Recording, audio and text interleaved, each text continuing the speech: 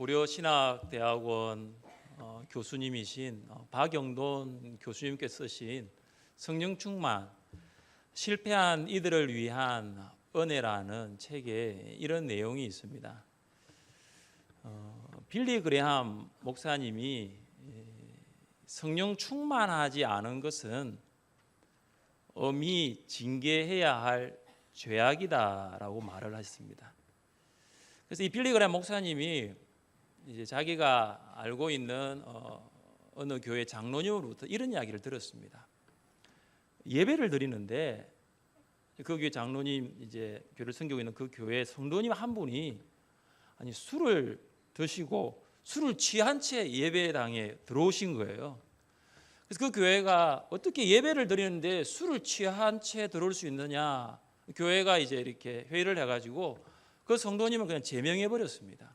그 이야기를 그 장로님이 이제 빌리 그레함 목사님께 이야기를 했습니다. 목사님이 그 이야기를 딱 듣고 있으면서 그다음 이 말씀을 하셨어요. 그러면 술 취한 사람을 제명했다면 성령으로 충만하지 않은 채 예배 드리러 온 교인들은 어떻게 하셨습니까? 물어본 거예요. 성경에 보면 술 취하지 말라 이는 방탕한 것이니 오직 성령으로 충만함을 받으라고 했는데 첫 번째 계명을 어긴 성도를 제명했다면 두 번째 성령의 충만함을 받지 않고 예배드리는 성도 그들 또한 마땅히 징계해야 되지 않습니까? 이렇게 물었답니다. 여러분 어떻게 생각하십니까? 그리스도인이 성령 충만을 사모하지 않는 것, 또 그리스도인이 성령 충만을 기대하지 않는 것은 죄입니다. 왜냐하면 이 그리스도인의 삶은 곧 성령 충만한 삶이기 때문입니다. 그리스도인이라면 반드시 성령으로 충만해야 합니다. 그런데 그리스도인이 성령으로 충만하지 않으니까 자신의 힘으로 살려고 합니다. 자신의 능력으로 봉사하려고 합니다. 자신의 노력으로 뭔가 선을 행하려고 하지만 이 그리스도인의 삶의 기준이란 도저히 도달할 수 없다라는 것을 깨닫게 되는 것입니다. 그래서 그리스도인의 삶은 자신의 노력으로 살기 어려운 정도가 아니라 전혀 불가능합니다. 여러분 성령 충만하지 않고 산다는 것 이것은 불가능한 삶이 바로 그리스도인의 삶입니다. 그리스도인으로서 살 수 있는 방법 한 가지가 무엇입니까? 그것은 성령께서 사시도록 하는 것입니다. 다시 말해서 성령 충만한 그리스도인이 되는 것입니다. 성령 충만한 그리스도인이 되기 위해서는 반드시 성령의 충만을 받아야 합니다.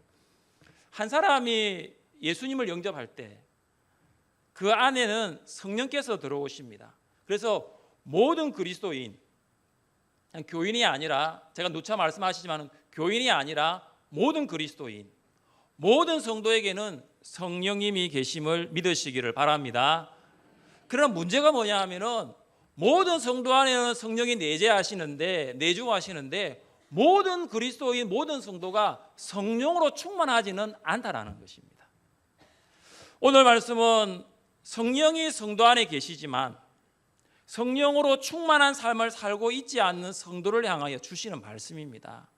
술 취하지 말라 이는 방탕한 것이니 오직 성령으로 충만함을 받으라. 성령으로 충만함을 받는다는 말이 무엇일까요? 성령으로 충만함을 받으라는 명령형입니다.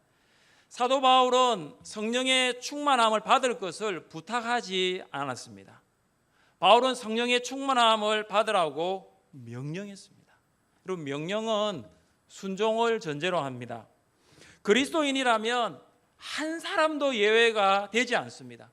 성령 충만은 우리가 무언가를 고를 수 있는 선택 사항이 아니라 성령 충만함은 절대적인 의무 사항입니다. 성령 충만은 우리가 선택하도록 받은 권유가 아니라 우리가 따라야 할 의무입니다. 명령입니다. 한 율법사가 예수님께 이런 질문을 했습니다. 율법 중에서 어느 계명이 가장 큽니까? 예수님께서 말씀하셨습니다. 내 마음을 다하고 목숨을 다하고 뜻을 다하여 주 너의 하나님을 사랑하라 하셨으니 이것이 크고 첫째 되는 계명이요. 또한 예수님은 성천하시기 전에 제자들에게 무엇을 명령했습니까? 너희는 가서 모든 족속으로, 모든 민족으로 제자를 삼으라고 명령했습니다. 하나님을 사랑하라는 것 우리 하나님의 명령으로 잘 알고 있습니다. 그리고 모든 족속으로 제자를 삼으라는 이 지상 명령, 예수님의 명령으로 알고 있습니다. 그렇다면 성령 충만 받으라고, 성령으로 충만함을 받으라는 이것도 우리가 마땅히 순종해야 할 하나님의 명령임을 기억하시기를 바랍니다. 성령으로 충만함을 받으라, 이것은 복수형입니다. 바울은 에베소 교회 성도들에게 여러분 모두가 성령으로 충만해야 한다라고 말하고 있습니다. 성령 충만함은 어떤 몇몇 특정한 사역자 또 혹은 몇몇 중직자들만 위한 것이 아닙니다. 성령 충만함은 우리가 도저히 도달할 수 없는 아주 이상적인 것도 아닙니다. 우리 모두는 성령으로 충만해야 합니다. 여기 부모님들 계십니까? 부모님 대신 여러분이 성령으로 충만하다면 여러분의 자녀도 성령으로 충만해야 될 줄 믿습니다. 우리 목자 목녀에 계신 분 여기 있습니까? 목자 목녀가 성령으로 충만하다면 여러분 목장의 목원들도 성령으로 충만해야 될 줄 믿습니다. 오늘은 초원별 기도회가 있는 날입니다. 초원지기들께서 성령으로 충만하다면은, 전도회 임원들이 성령으로 충만하다면은 초원 안에 있는 모든 초원 가족들도 성령으로 충만해야 될 줄 믿습니다.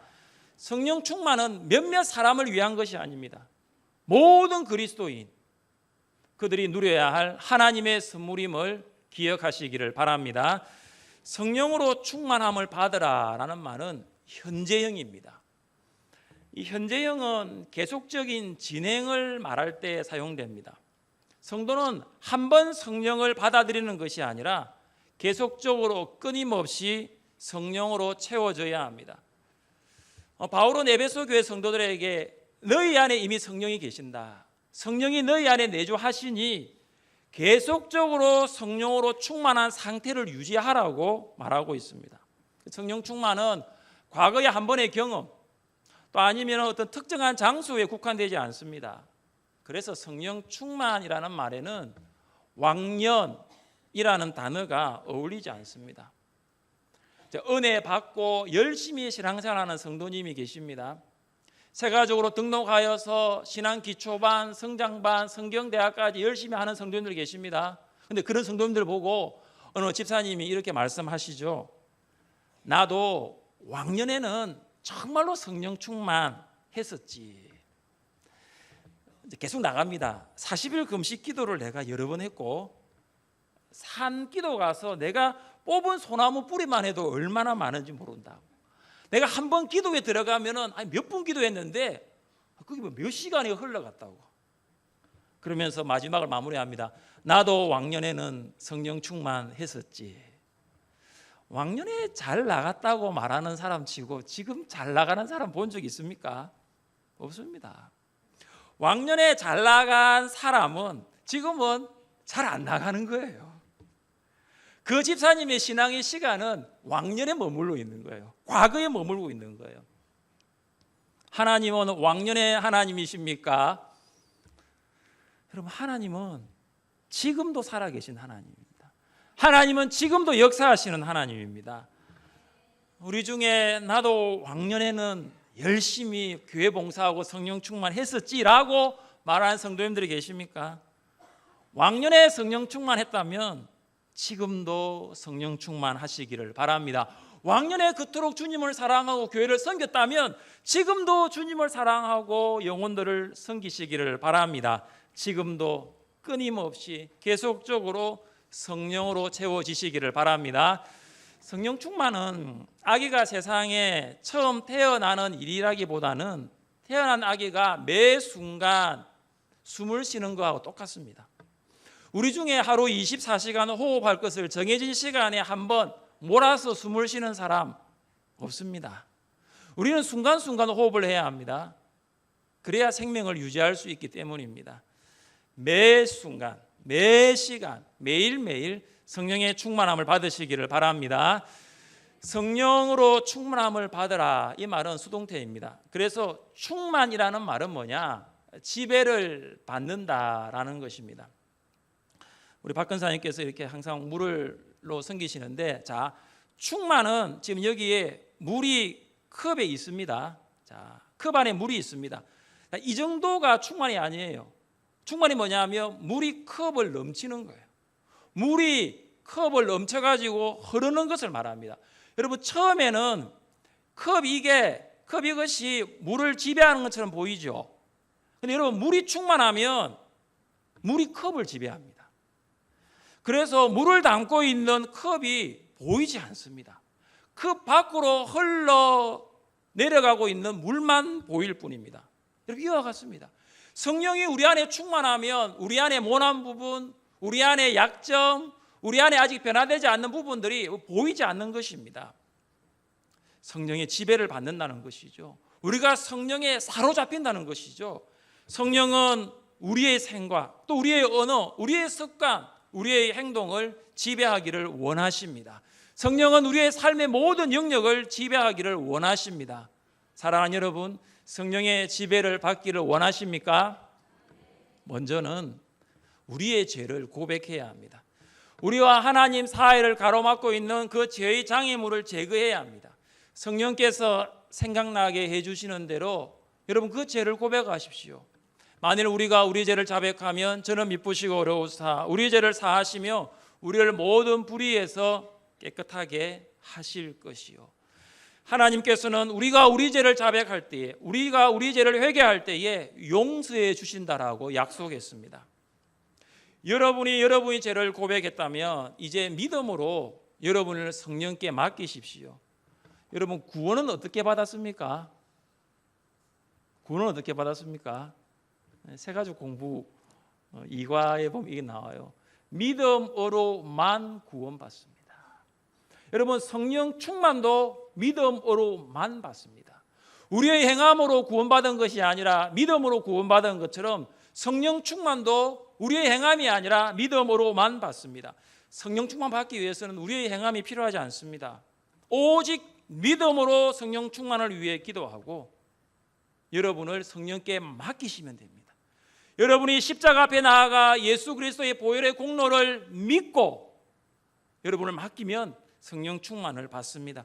지금까지 육신적인 그리스도인으로 하나님을 기쁘시게 하는 성령 충만한 삶을 살지 못했다 하더라도 이 시간 믿음으로 성령 충만을 위해 기도하면 성령은 여러분 가운데 임하실 줄 믿습니다. 여기에 모인 모든 분들 한 분도 빠짐없이 오늘 이 자리에서 성령의 충만함을 받으시기를 주님의 이름으로 축복합니다. 그렇다면 성령 충만을 받은 그리스도인, 뭐가 달라질까요? 어떤 모습이 변화될까요? 첫째, 성령 충만한 그리스도인은 찬양으로 서로 화답합니다. 19절입니다. 시와 찬송과 신령한 노래들로 서로 화답하며 너희의 마음으로 주께 노래하며 찬송하며. 성령께서 우리를 지배하시면 우리는 시와 찬송과 신령한 노래로 서로 화답합니다. 여기 시는 시편과 같은 찬양시를 말합니다. 그리고 찬미는 예수님의 이름을 높이는 찬송시입니다. 신령한 노래는 우리가 성령이 충만하면 우리 안에서 저절로 나오는 노래입니다. 화답은 일반적으로 말이나 대화 같은 것입니다. 한 사람이 이쪽에서 날씨가 더운데 잘 지내셨습니까? 그러면 다른 쪽에서 그 이야기를 듣고 네, 날씨가 덥지만 잘 지냈습니다. 이렇게 화답하면 됩니다. 자, 옆에 있는 분 한번 바라보시고 물어보세요. 자, 날씨가 더운데 잘 지내셨습니까? 물어보세요. 자, 뭐라고 대답하죠? 그 질문을 들은 사람 뭐라고 대답했어요? 예, 그분이 그냥 입만 다물고 있어 화답이 아니에요. 날씨가 더운데 잘 지내셨습니까? 예, 잘 지냈었습니다. 이렇게 주고받고 이게 화답이에요. 근데 여러분 지금 말로 화답하셨잖아요. 이 화답은 말, 이런 대화로도 가능하지만 그리스도인의 화답은 찬양으로도 가능합니다. 일일이 말하지 않아도 찬양을 통해서 서로의 마음을 나타내는 것입니다. 여러분, 서로를 향한 찬양, 서로를 향한 축복의 찬양, 굉장히 마음을 부드럽게 만듭니다. 그냥 무장해제시켜버려요. 굉장히 그 마음을 움직이는 그 힘이 있습니다. 성령 충만한 그리스도인이 부르는 찬양, 마음이 무겁고 상처가 있는 성도들에게는 큰 위로와 격려가 됩니다. 사이가 정말 좋지 않은 부부가 있었습니다. 이 부부가 늘 하는 일은 뭐냐면 술 마시고 서로 치고받고 싸우는 일입니다. 늘 이러니까 우리 좀 이 문제를 해결해 보자. 그래서 여행을 갔어요. 여행 가도 나아지지 않습니다. 갔다 오면 또 그대로 술 마시고 치고받고 싸우고. 상담을 해봤는데도 상담도 상담 받을 때뿐이었어요. 여행도 안 되고 상담도 안 되니 그냥 수면제 먹고 죽자. 이것도 뜻대로 안 되는 것이었습니다. 이게 뭐가 안 되는 거예요. 그래서 헤어지자, 그냥 살 것보다는 헤어지자, 별거 하자. 이것도 해도 안 됩니다. 뭐 이런저런 방법 다 동원해도 뭐 나아지지가 않습니다. 마지막으로 이걸 한번 해보자. 우리가 안 해본 방법인데 이 모든 걸 일단 주님께 맡기고 찬양을 한번 해보자. 의견이 모아졌어요. 찬양하자고 의견이 모아졌습니다. 우리의 있는 모습 그대로를 인정하자. 지금 우리 모습이 형편이 없지만 이걸 하나님께 인정하고 하나님을 찬양하자 했습니다. 당신의 모습 속에 보이는 하나님 형상 아름다워라. 존귀한 주의 자녀 됐으니 사랑하며 섬기리. 아내가 이 노래를 부르니 남편이 눈물이 쭉 나는 거예요. 지금 뭘 보이냐면은 그 못난 부부, 못난 남편이지만 그 안에 하나님의 모습이 보이는 거예요. 그러면서 여보 이제 내가 사랑하며 섬길게. 남편이 아내의 노래를 듣고 또 화답하고 또 당신의 모습 속에 보이는 하나님 형상 아름다워라. 존귀한 주의 자녀 됐으니 여보 내가 사랑하며 섬길게요. 여러분 찬송할 때에 마음에 있는 서로를 향한 그 사랑하는 마음이 새롭게 싹 틉니다. 목장 나눔지가 목장 모임을 안 하기 때문에 제가 만들지는 않는데 생활 숙제가 있습니다. 이번 주에는 우리 남편 성도님들 먼저 아내에게 노래가 되어 주십시오. 송시호 집사님, 보니까 두 분 앉아 계신데요. 정경희 권사님께 노래해 주세요. 노래. 그럼 권사님은 같이 화답해야 되니까 또 노래해 주시고 서로를 향한 노래가 되었으면 참 좋겠어요. 남편이 아내의 그 힘든 마음을 어떻게 위로하겠습니까? 노래해 주시고 또 아내는 남편의 그 힘든 직장생활, 고된 그 사회생활 가운데 좀 서로를 향한 노래가 되었으면 좋겠어요. 이것이 뭐냐면 성령 충만 받은 그리스도인의 삶의 열매입니다. 서로에게 부담이 아니라 짐이 아니라 노래가 되어 주시기를 바랍니다. 두 번째, 둘째, 성령 충만한 그리스도인은 마음을 다하여 하나님을 찬양합니다. 술에 취하면 무엇이 나옵니까? 모르세요? 뭐가 나와요? 예? 노래가 나와요? 잘하시네요. 예, 다 알고 있는데 지금 말을 못하는 거예요. 지금 술 취하면 노래 나옵니다. 사실 그 노래는 자기를 위한 노래예요. 그리고 그 분위기를 위한 노래, 영을 위한 노래예요. 여러분 몇 곡 생목 소리로 한번 불러보셨습니까? 그 다음날 남는 게 뭐죠? 목 아프죠? 머리 아프죠? 속 아프죠? 왜냐하면 자신을 위한 노래였거든요. 성령께서 우리를 지배하시면 우리는 하나님을 찬양합니다. 여러분 이 찬양, 이 찬송이라는 말의 뜻이 뭐냐 하면 아름다움을 기린다라는 말이에요. 그래서 이 찬송이라는 이 한자 뜻이 뭐냐면 기릴찬, 기릴송이에요. 둘 다 기린다라는 말이에요. 그러면은 무엇을 기리고 무엇을 기린다라는 말일까요? 우리 함께 말씀을 읽어보겠습니다. 너희는 택하신 족속이요 왕 같은 제사장들이요 거룩한 나라요 어두운 데서 불러내어 그의 기이한 빛에 들어가게 하시니에 아름다운 덕을 선포하게 하려 하심이라. 잘 보세요. 하나님께서 우리를 택하신 족속 그리고 왕 같은 제사장으로 부르신 이유가 무엇입니까? 하나님께서 우리를 거룩한 나라 하나님의 백성으로 부르신 이유가 무엇입니까? 하나님의 아름다운 덕을 선포하기 위해서입니다. 그래서 찬송의 바른 해석은 뭐냐? 하나님의 덕을 칭송하는 노래예요. 하나님의 영광 그리고 하나님의 권능을 높이는 노래가 찬송입니다. 찬송의 중심에는 사람이 있어서는 안 됩니다. 하나님이 계십니다. 찬송의 주인공은 사람이 아니라 살아계신 하나님입니다. 하나님은 우리의 찬송을 받으시기에 합당하신 분이십니다. 만약 하나님이 찬송하는 기준을 성악가만 찬양해라, 그리고 가수들만 찬양해라, 그리고 성악가처럼 가수들처럼 가창력이 없으면 찬양할 수 없다라고 그렇게 가창력의 찬송의 기준을 두었다면 우리 중에 좀 찬양하기 어려운 분들이 좀 있습니다. 근데 성경에 보면 이 가창력에 대한 언급은 전혀 없습니다. 성경에는 음치와 박치를 가진 사람도 찬양하지 말라는 말씀도 없습니다. 성경은 오직 호흡이 있는 자마다 여호와를 찬양할지라고 말씀하고 있습니다. 여러분 호흡하고 있습니까? 여러분 구원받은 성도로서 생명 가지고 있습니까? 그러면 하나님을 찬양하시기를 바랍니다.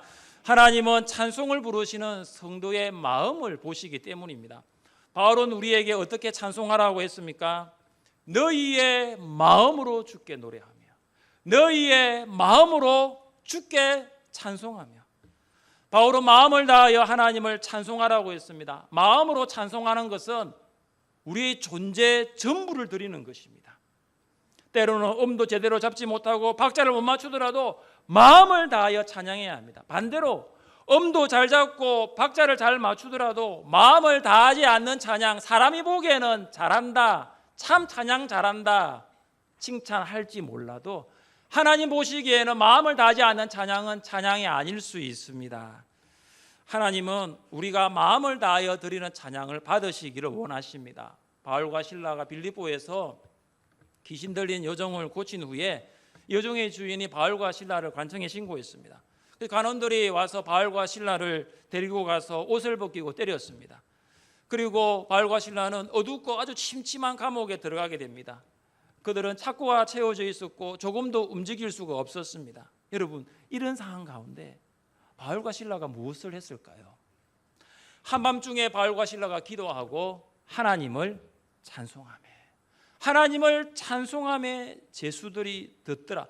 여러분, 제수들이 들을 만큼 찬송하기 위해서는 여러분 얼마나 크게 했을까요? 마음 깊은 곳에서 솟아나오는 소리로 하나님을 전심으로 찬양했습니다. 한 번, 두 번 찬양한 것이 아니에요. 아마 찬양이 멈추지 않았습니다. 몸이 건강하다고 찬양할 수 있는 거 아닙니다. 형편이 평안하다고 찬양할 수 있는 거 아닙니다. 찬양은 입술로 하기 이전에 이미 마음에서 결정이 됩니다. 찬양은 마음에서 하나님을 찬양하겠다고 선택하는 것입니다. 다윗은 어떻게 하나님을 찬양했습니까? 하나님이여 내 마음이 확정되었고 내 마음이 확정되었사오니 내가 노래하고 내가 찬송하리이다.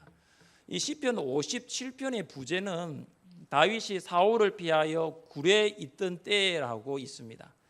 그럼 사울과 그의 군대가 다윗을 잡으려고 3,000명이라는 군사를 이끌고 포위망을 좁혀가고 있을 때 다윗은 아둘람 굴에 숨어 있었습니다. 그때 다윗의 마음이 어땠을까요? 초조했겠죠. 불안했습니다. 찬양할 수 있는 마음은 아니었습니다. 그런데 다윗은 그 환경의 지배를 받지 않았습니다. 다윗은 마음을 정했어요. 내가 하나님을 찬양하겠다. 내가 하나님을 찬양했다고 마음을 결정했습니다. 그래서 그런 마음을 다하여 전심으로 하나님을 찬양하였습니다. 하나님이여 주는 하늘 위에 높이 들리시며 주의 영광이 온 세계 위에 높아지기를 원하나이다. 우리의 몸이 빌립보 감옥 안에 있는 바울과 실라와 같이 아프고 피곤할 때가 있습니다. 또 우리의 상황이 아둘람 동굴에 있는 그 숨어있는 다윗처럼 굉장히 초조하고 불안해할 수 있습니다. 그러나 여러분 기억할 것은 우리의 몸은 하나님을 찬양하는 우리의 마음까지 지배할 수 없다라는 것입니다. 아무리 불리하고 어려운 상황이 지속되더라도 하나님을 찬양하는 우리의 마음을 가둘 수 없습니다. 여러분, 하나님을 찬양하겠다고 마음에 정하십시오. 하나님이여 내 마음이 확정되었고 내 마음이 확정되었사오니 내가 노래하고 내가 찬송하리이다. 마음을 정하고 또 마음을 다하여 하나님을 찬양하시기를 바랍니다. 셋째, 성령 충만한 그리스도인은 범사에 아버지 하나님께 감사합니다. 20절입니다.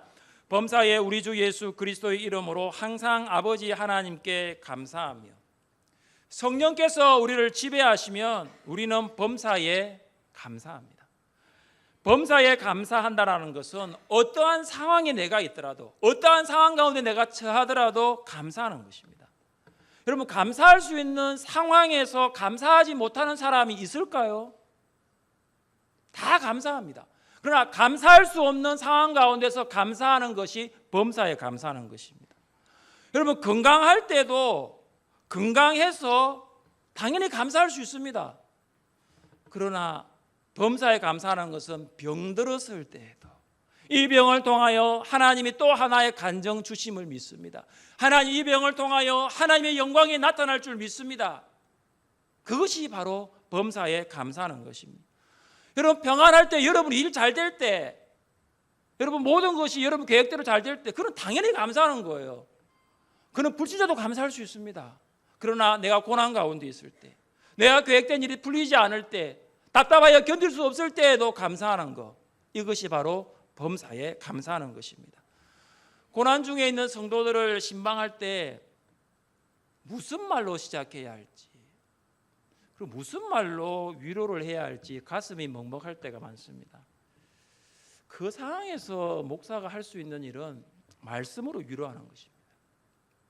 이것은 경험으로도 되지 않습니다. 하나님의 인도하심을 믿으며 기도하는 것뿐입니다. 우리가 알거니와 하나님을 사랑하는 자, 곧 그의 뜻대로 부르심을 입은 자들에게는 모든 것이 합력하여 선을 이루느니라. 이 말씀의 초점은 모든 것이 합력하여 이루는 선에 있지 않습니다. 이 말씀은 어떤 사람이 합력하여 선을 이루시는 하나님을 경험할 수 있는가? 누가 하나님의 선을 경험할 수 있는가? 여기에 초점이 있습니다. 하나님을 사랑하는 성도, 우리가 알거니와 하나님을 사랑하는 자, 하나님을 사랑하는 성도가 하나님의 선하심을 경험합니다. 하나님을 사랑하는 성도, 고난이 있지만 고난 중에 낙심하지 않고 감사합니다. 왜냐하면 하나님께서 역사하셔서 이 모든 것을 합력하여 선으로 바꾸실 줄 믿기 때문입니다. 도저히 인간의 이성으로 이해되지 않을 때, 나의 경험으로 납득되지 않을 때 우리가 오직 하나 할 수 있는 게 있습니다. 그것이 무엇입니까? 감사하는 거예요.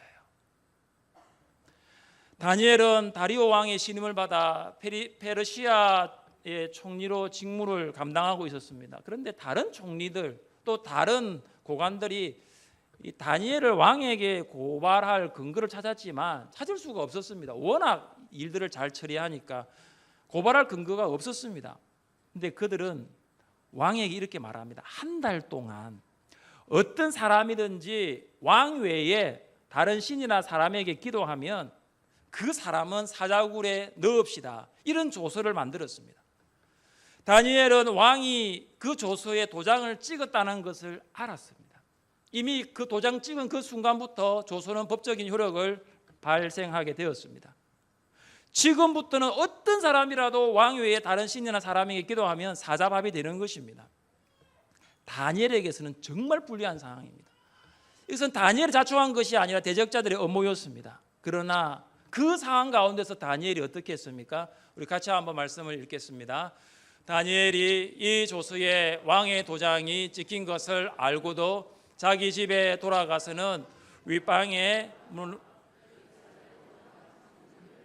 하루 3번씩 무릎을 꿇고 기도하며 그의 하나님께 감사하였더라. 여러분 보십시오. 어떻게 했습니까? 전에 하던 대로 하루 3번씩 기도했는데 제일 마지막에 보면 그의 하나님께 뭐 했죠? 감사하였더라. 여러분 지금 다니엘이 감사할 수 있는 상황이 아니에요. 분명히 다른 총리들과 고관들이 도장을 찍고 정말로 잉크 마르기도 전에 아마 다니엘 집을 포위했을 것입니다. 그리고 다니엘이 기도 하나 안 하나 일단 현장에서 딱 발각만 되면 현장법으로 체포되는 것입니다. 대적자들이 고발하면 다니엘은 사자굴에 들어가야 되는데 무엇이 감사가 되겠습니까? 이제 죽음을 앞둔 상황에서 어떻게 하나님께 감사할 수 있습니까? 여러분, 감사는 범사에 하는 것입니다. 여러분은 오늘 무엇으로 감사하겠습니까? 아무리 생각해 보아도 감사할 제목이 없습니까? 그렇다면 이것으로 감사하십시오. 바울은 항상 아버지 하나님께 감사한다. 항상 아버지 하나님께 감사한다라고 했습니다. 여러분, 우리가 무엇 때문에 감사할 수 있을까요? 다른 것 전혀 없어도 하나님 때문에 감사할 수 있습니다. 왜냐, 하나님은 우리의 아버지이시기 때문입니다. 하나님은 우리를 구속하기 위하여 독생자 예수 그리스도를 십자가에 버리셨습니다. 예수님의 십자가와 부활을 믿는 우리는 이제 공중의 권세 잡은 자 사단의 불순종의 아들이 아니라 하나님의 영광스러운 자녀가 되었습니다. 예수님의 십자가 부활을 믿는 우리에게는 이제 보이는 것은 잠깐이 되어버렸습니다. 하지만 보이지 않는 것은 영원하다는 것을 알게 되었습니다. 그래서 감사하는 것입니다. 여러분 가지고 있는 것이 끊어지더라도, 여러분 가지고 있는 것이 없어지더라도 이제는 내가 세상과 연결되지 아니하고 이제는 아버지 하나님과 연결되었으니 감사하는 것입니다. 모든 것 잃어버려도 아버지 하나님의 영원한 생명을 내가 얻었으니 감사하는 것입니다. 다른 무엇보다 하나님이 우리의 아버지 되심을 인하여 감사하시기를 바랍니다. 여러분은 성령 충만한 그리스도인입니까? 성령 충만함으로 성령의 지배를 받으시기를 바랍니다. 날마다 매 순간 여러분의 생각과 말, 여러분의 행동과 삶이 성령께서 지배하여 주시기를 기도합니다. 그리하여 서로를 향한 찬양으로 화답하고 마음을 다하여 하나님을 찬양하고 범사에 아버지 하나님께 감사하는 여러분 되시기를 주님의 이름으로 축복합니다.